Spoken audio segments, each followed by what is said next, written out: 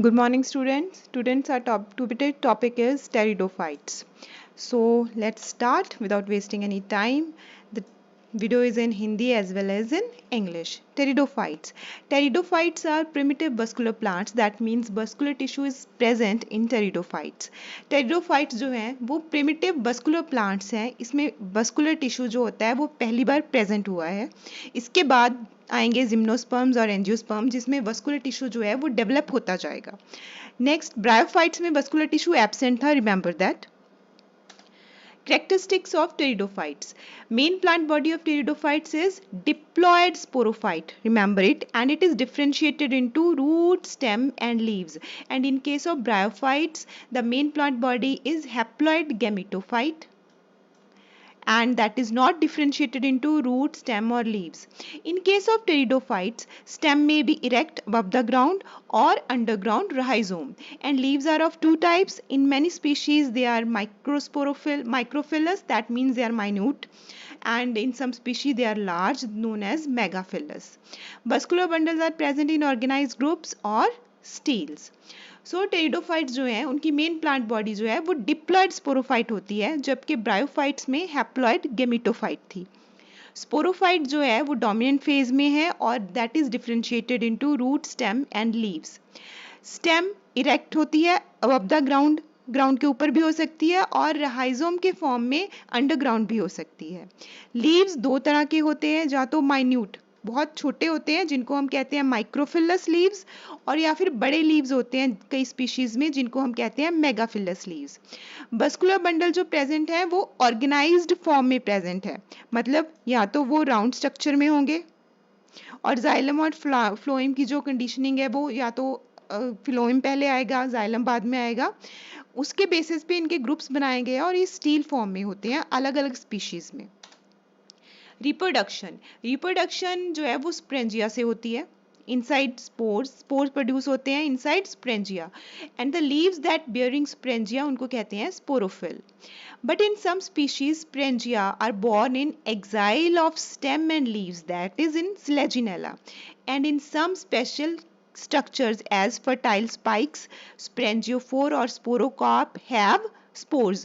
For example, that is present in Ophioglossum, Equisetum and Marsilia.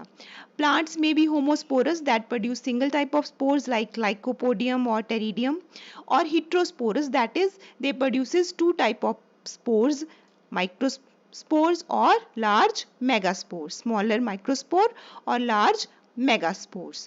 I hope that you understand this, that reproduction takes place by spores किसके अंदर produce होते हैं? स्प्रेंजिया के. जिन leaves के ऊपर स्प्रेंजिया लगा हुआ होता है उनको कहते हैं स्पोरोफिल. स्प्रेंजिया जो है वैसे तो वो लीव्स पे होता है, लेकिन समटाइम्स स्प्रेंजिया जो है वो स्टेम के एक्साइल पर भी होता है और लीव्स के एक्साइल पर भी होता है, जैसे स्लेजिनेला का केस है. या फिर स्प्रेंजिया स्पेशल स्ट्रक्चर में होता है, फर्टाइल स्पाइक्स या स्प्रेंजियोफोर या स्पोरोकार्प में, जैसे ऑफियोग्लोसम में होता है, इक्विसीटम और मार्सिलिया में.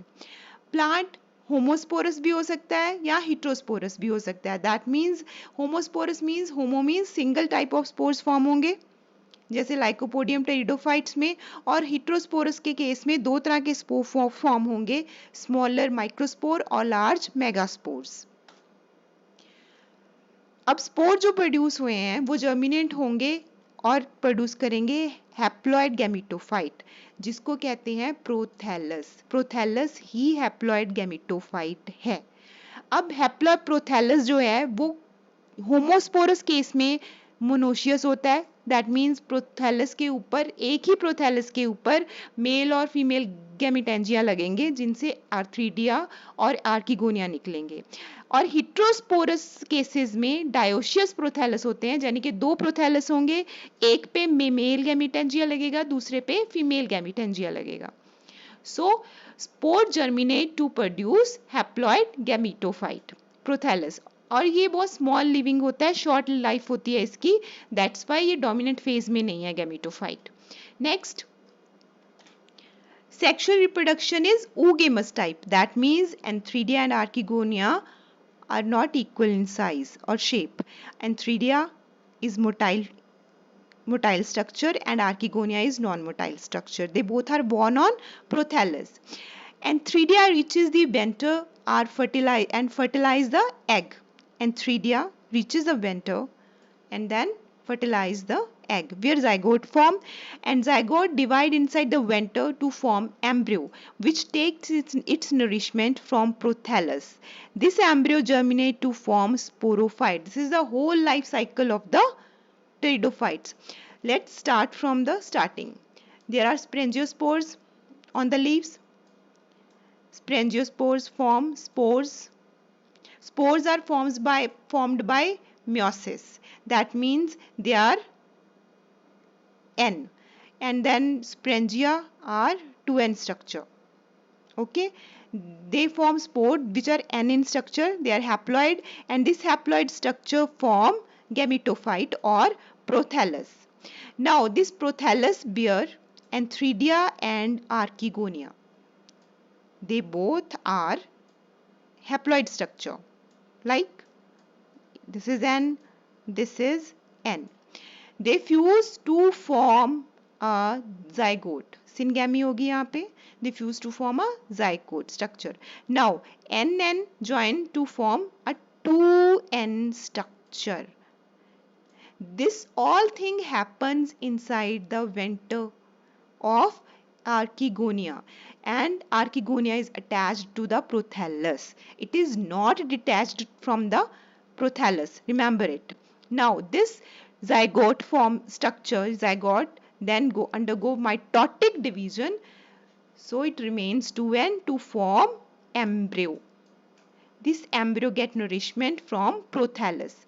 Now this embryo germinate to form diploid sporophyte structure.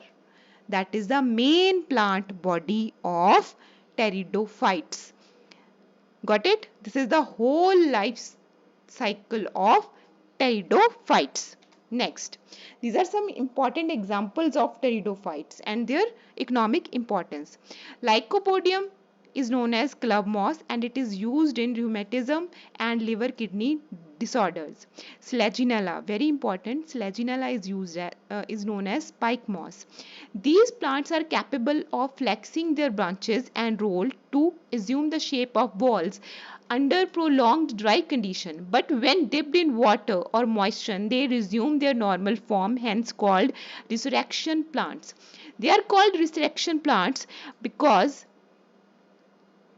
they loses water, get dry, and when they are dipped in water again they absorb water. They are hygroscopic in nature and then again flourish well. So that's why these are known as resurrection plants. So Selaginella are known as resurrection plants. Equisetum, it is known as horsetail or scouring rushes. Adiantum, very important. Adiantum is known as walking fern because it propagates vegetatively by its leaf tips. It is also known as maidenhair fern because of its beautiful black petiole of leaves. Azolla is known as water fern, and Tilelminki drug is obtained from the rhizome and petiole of Dryopteris. Got it?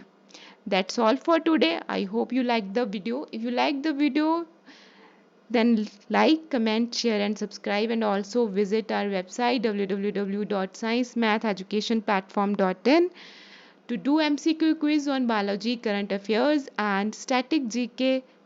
Thanks for watching.